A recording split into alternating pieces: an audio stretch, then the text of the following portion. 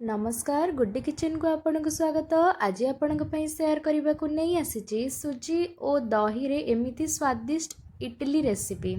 आशा करुच्ची वीडियोटी भल लगे लाइक करंतु शेयर करंतु और चैनल नुआ थिले चैनल को सब्सक्राइब करंतु। चलंतु स्टार्ट करिबा आजिर रेसिपी।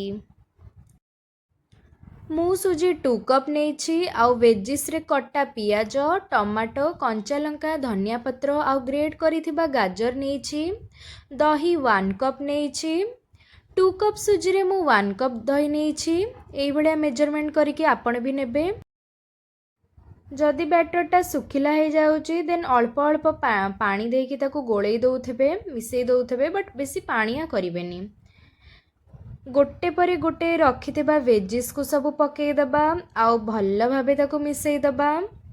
देखंतु मु गाजर टमाटो आउ पियाज धनिया पत्र कंचा लंका सब पकई देइछि एहाकू। तापर ताको मु मिसई देबी।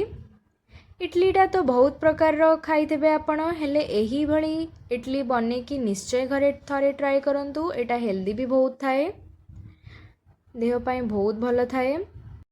एमिति अल्प पानी देकी मिसई दउथिबे बेसी पानी देबे नहीं। स्वाद अनुसार लुण पकई दबा आउ ताको मिसई दबा साइड रे रखी दबा।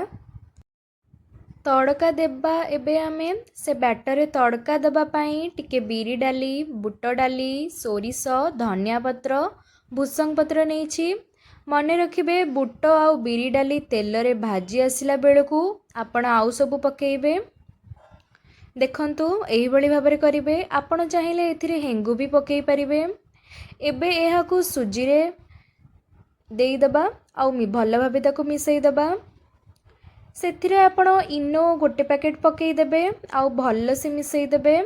आपण चाहिले बेकिंग सोडा 1 टेबल स्पून भी पकेई परिबे इनो बदल रे ऑप्शनल अछि इनो। स्टीम दबा पाई मु इडली छांच नहीं सेथिरे एमिति तेल स्प्रेड कर दउची ब्रश रे नहले पिठाटी लागी जिवो।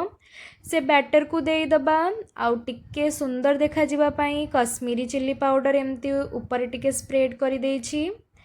घोड़णी देई सिजिबा पाई छाड़ी दबा।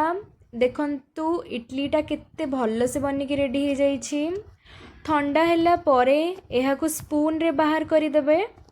आपण एहाकू चटनी सहित खाई परिबे। मु बुट डाली चटनी और धनिया पुदीना चटनी बनैछि। आउ आपन को केमिति लागिला कमेंट रे निश्चय कहिबे। आशा करूछि वीडियोटी आपन को बहुत भल लागिथिबो। थरे खाइले एहाकू बार बार आपन को खाइबा को बहुत इच्छा हबो काहेकि एटा बहुत टेस्टी बनी थाए।